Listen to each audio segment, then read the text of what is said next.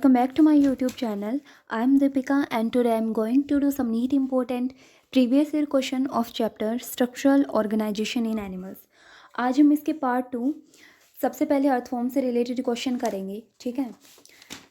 So let's begin and here is the first question, that is Pheretima and it's close relatives derive nourishment from. जो Pheretima है that is earthworm जो है और उसके जो close relative है तो वो अपना नरिशमेंट कहाँ से लेते हैं, ठीक है. सुगर केन रूट से या फिर decaying fallen leaves and soil organic matter से या फिर सोयल इंसेक्ट से या फिर small piece of fresh fallen leaves of maize से. So right answer is B. वो क्या करते हैं, जो अपने डिकेइंग लीफ हैं और जो सोयल का ऑर्गेनिक मैटर है तो वहाँ से अपना नरिशमेंट लेते हैं. और ये भी याद रख लेना कि ये जो प्लांट्स और एनिमल्स मैटर हैं उनके बिट्स मतलब उनके जो टुकड़े होते हैं उन पे भी फीड करते हैं. तो जो अपने फेरिटिमा है वो क्या होते हैं, ओमनीवोरस होते हैं, ठीक है, ओमनीवोरस.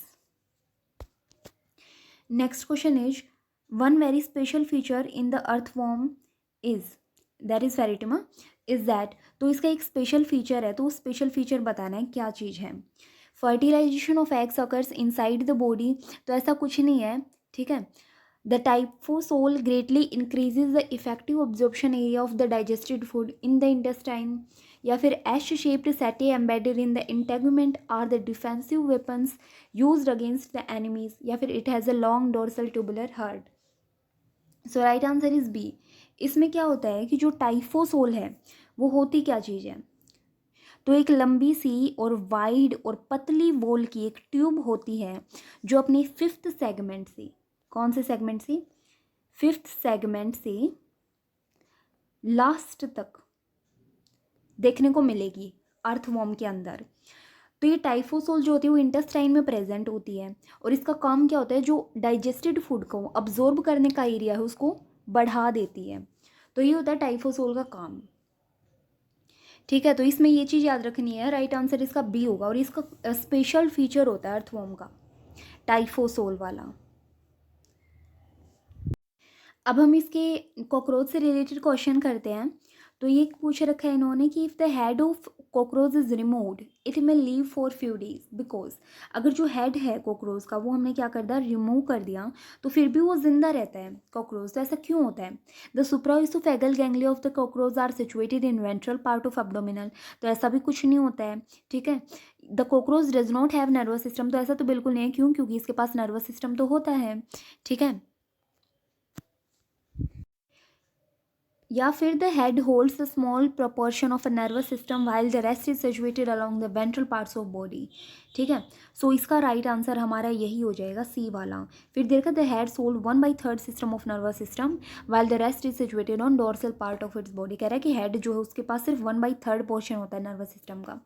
तो हमें हमारा जो राइट आंसर है वो सी है. ये क्या कह रहा है कि जो हेड है उसमें नर्वस सिस्टम का बहुत छोटा सा पार्ट होता है, छोटा सा सिस्टम होएगा, जबकि रेस्ट जो है वो अपना पूरा वेंट्रल पार्ट में होता है. और यहाँ दे रखा है डोर्सल, तो डोर्सल वाला नहीं होगा, तो डी भी गलत है. सो राइट आंसर सी हो जाएगा. तो वेंट्रल पार्ट ऑफ बॉडी पे बाकी का सारा जो नर्वस सिस्टम है वो ज़्यादा अमाउंट में प्रेजेंट होता है, हेड में बहुत कम होता है. इस वजह से जो अपना ये कॉकरोच है वो जिंदा रह सकता है 1 वीक या 1 वीक से ज़्यादा भी रह सकता है, ठीक है. ये क्वेश्चन नीट 2020 में पूछा गया है. Next question is select the correct sequence of organs in the alimentary canal of cockroach starting from mouth. Mouth से स्टार्ट हो रहा है और उसका एलिमेंट्री कैनाल का करेक्ट सीक्वेंस बताना हमें. सबसे पहले क्या होता है कॉकरोच के अंदर, सबसे पहले क्या आएगा, तो सबसे पहले होता है फेरेंक्स. तो फेरेंक्स इसमें भी है, इसमें भी है, यहाँ भी है, यहाँ भी है. उसके बाद का जो पोर्शन है वो कौन सा होता है अपना, ओइसोफेगस. तो ओइसोफेगस यहाँ भी है, यहाँ भी है, यहाँ भी है, यहाँ भी है.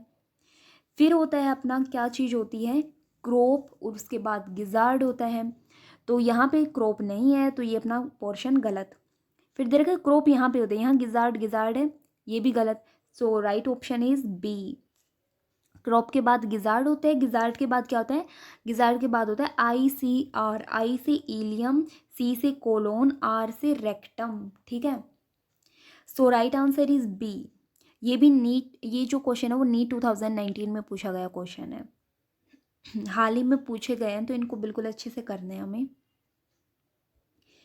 Next question is which of the following features is use to identify a male cockroach from a female cockroach. ये कह रहा है कि जो मेल कोक्रोच है उसको फीमेल कोक्रोच से हमें आइडेंटिफाई करना है, तो उसके लिए क्या फीचर है, मतलब कैसे पता चलेगा कि ये मेल और ये फीमेल है।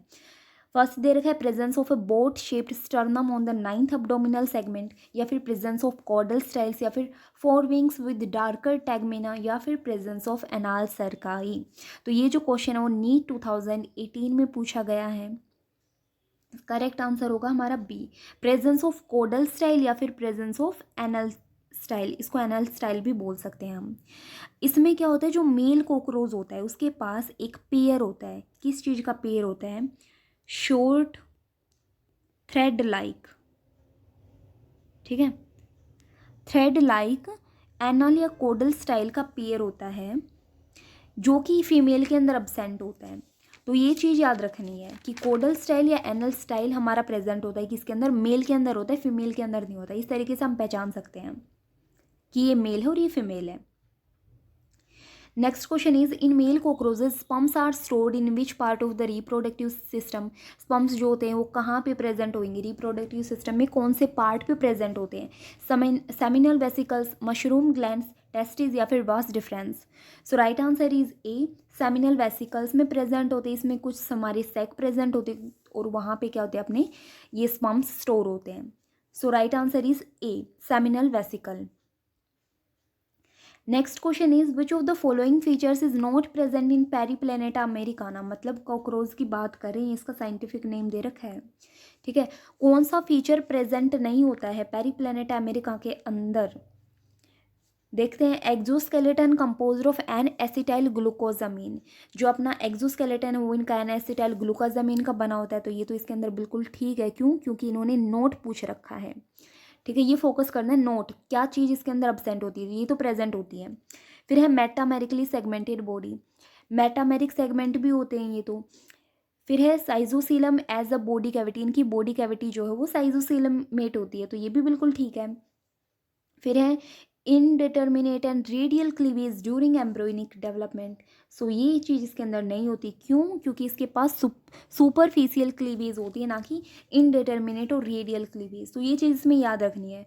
तो अपना ऑप्शन एक ही बच जाता है, डी, जो इसके पास नहीं होता है।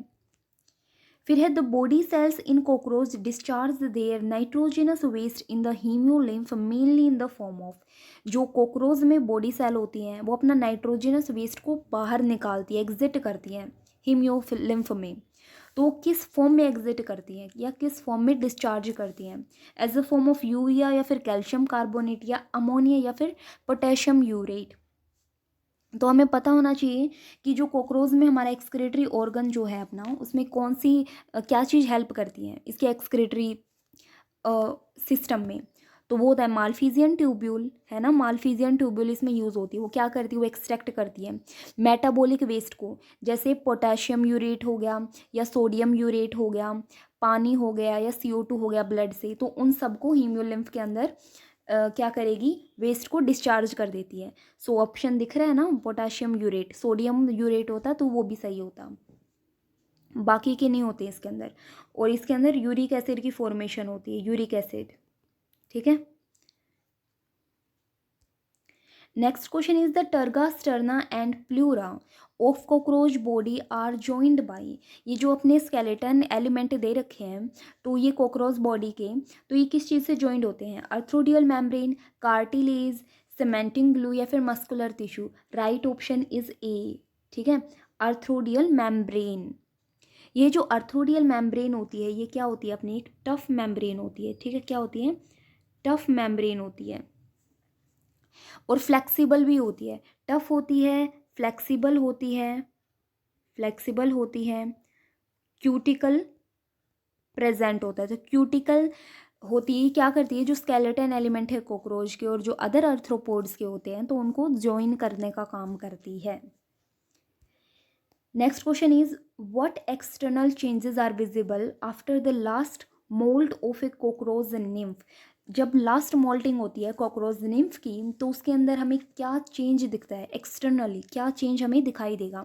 अच्छा, एक चीज़ याद रखना, जो निम्फ की मोल्टिंग होती है ना वो 6 से 7 टाइम होती है अडल्ट फॉर्म में आने के लिए, ठीक है। तो जो लास्ट वाली होती है, तो उसमें क्या चीज़ देखने को मिलेगी हमें? Both four wings and hind wings develop, labium develop, mandibles become harder, या फिर anal cerci develop. Right option is a, हमें फोर विंग्स और हाइंड विंग्स जो होते हैं वो डेवलप हुए दिखाई देंगे। ठीक है,